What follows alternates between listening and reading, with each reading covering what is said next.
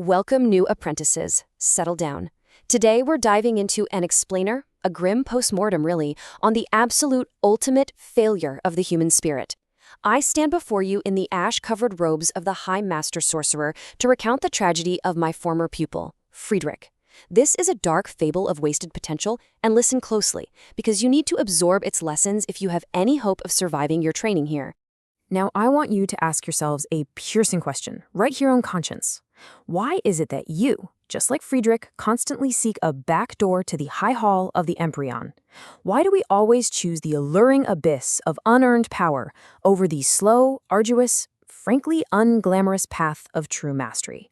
Let's dig into his dark history and see exactly where that kind of laziness actually leads.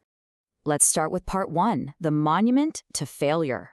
Walk with me out of this lecture hall and into the moonlit laboratory where this final lesson begins. Picture this. The moonlight is just fading on cold gray granite. When I walked into Friedrich's laboratory that night, I didn't find a room flooded with water, and I didn't find a library blazing with chaotic, mystical fire. No, I found a statue. There was Friedrich, completely calcified into cold, gray stone, clutching a useless quill in a hand that's literally never going to write again. It hit me right then and there. He had completely inverted the lesson. You literally cannot fathom the heartbreak, the utter disappointment of a master seeing his apprentice actively choose absolute stagnation over active striving. So let's break down how this disaster was built, piece by lazy piece. Which brings us to part 2, the rot of shortcuts. We really need to dissect the origins of this ruin.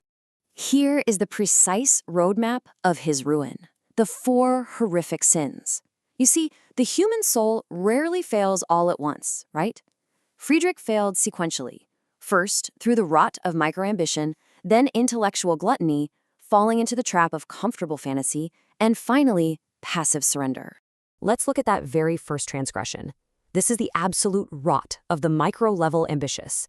You see, Friedrich viewed the minor drudgery of his daily chores not as a vessel to build mastery, but as a shackle that just had to be picked. In his totally arrogant ignorance, he went ahead and invoked a creature known as the Shadow Splitter. He seriously believed a dark shortcut could just replace the slow path of deep expertise, basically demanding the abyss itself to wash his vials and carry his water for him. But here's the thing. Knowing how to start a magic is definitely not the same as mastering it. Friedrich was laughing while his dark double moved those heavy stones, completely blinded by his own hubris. His attempt to just cut corners and fix his problems only compounded the disaster. It invited this chaotic, mindless energy that ended up crushing him under the sheer weight of his own laziness. Now let's shift gears from the laziness of the hands to the gluttony of the mind as we enter part 3, the fire of hubris. So here we find his second sin, intellectual desperation. Because if the apprentice is a fool of the hands, while the scholar is a glutton of the mind. Driven by this wild Faustian hunger to bypass the limitations of mortal existence, Friedrich dared to swallow a star shard, literally a pulsing fragment of the infinite cosmic map. His fragile mortal vessel tried to house the sun itself, simply because regular academic knowledge wasn't enough to sate his massive macro-level ambition. But you know what happens? Humility and boundaries are literally the only things keeping the fire of knowledge from becoming a destructive forge. The cartographer burned before the cosmic map could even be read. The intense heat of that unearned truth completely incinerated him from within. He was just left as cinerous remains because he entirely lacked the proper vessel to act upon the infinite. It's just violent destruction born purely from overstriving for things he hadn't earned. But believe it or not, there's a darker, quieter tragedy than even fire. Let's move to part 4, the void of complacency. This brings us to his third sin, the trap of the mirror of wasted tomorrows. In this quiet rot, Friedrich surrendered his active striving for a really comfortable fantasy. He was worshiping a future version of himself who had already achieved salvation.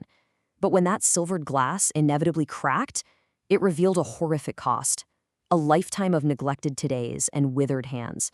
He was just left with a hollow cavern of a life, surrounded by shards of potential he was far too cowardly to actually inhabit.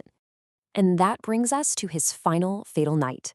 The living ink was crawling under a silver moon, spilling across his scrolls as Friedrich performed a desperate alchemical ritual.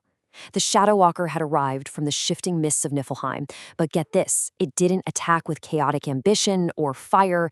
Nope, it just sat quietly on the floor beside the weary man. The Shadow Walker just whispered this incredibly insidious temptation. It asked, "Why must the weight of the stone always be the weight of the self? You are so very tired, Friedrich. Stop striving. Become the stone you once hated." This wasn't some flashy shortcut through magic. It was a dark, quiet agreement with Friedrich's own deep weariness. Honestly, it was the most horrific temptation he had ever faced. Because complacency dressed as peace is absolutely the hardest shadow to name. And Friedrich, he just gave in. His hubris totally blinded him to the fact that even rest can be a trap. He let the living ink coat his skin, not as a tool of knowledge, but as a shroud of stillness. That passive surrender, that agreement with his own exhaustion, was the final, fatal sin of his soul. So we arrive at part 5, the failure of mastery. Let's analyze this ultimate collapse of the human spirit. Look at the two ultimate extremes he fell into. On one side, you have the destructive heat of hubris, swallowing that star shard, triggering a violent incineration caused by excessive action in his macro ambition. But on the other side, the stagnant cold of inaction, that silent void caused by a total refusal to strive at all. Both of these extremes completely waste the vast potential of the human soul. Let's actually break this down side by side. One path is driven by calculated intellectual desperation, right? The other by passive surrender. The elemental nature shifts entirely from the heat and chaos of internal destruction to the cold, void stillness from without. Friedrich erred first through excessive action and then finally through absolute inaction. One path leaves ashes, the other, it leaves granite. And that's the real tragedy of the stone. He became a calcified statue clutching a quill that's never going to move again. When you err through absolute inaction, you leave absolutely no vessel behind to act upon the world. Stillness isn't enlightenment, folks. It's just stagnation. Friedrich completely mistook a void for a victory. So here's my final warning to you, my diatribe against the idol. Without the long, slow labor of the soul, you are literally just a monument to your own refusal to move. Friedrich mastered the stone only by becoming it. He convinced himself the map wasn't needed anymore, because the journey itself was a mistake. This brings us to the absolute core truth of Gothian mastery. True redemption, it's only found in continuous, active striving toward a higher purpose. It's the slow path. It's the labor of the now, finding the soul within that labor. This is the absolute essence of human potential, a potential that Friedrich totally squandered in his lust for unearned power. So, as we wrap up this explainer, I'm going to leave you, my new apprentices, with a chilling thought as you start your own training today.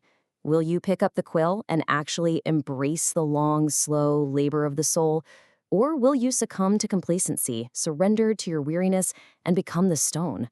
The path of mastery and the active striving it demands is entirely up to you.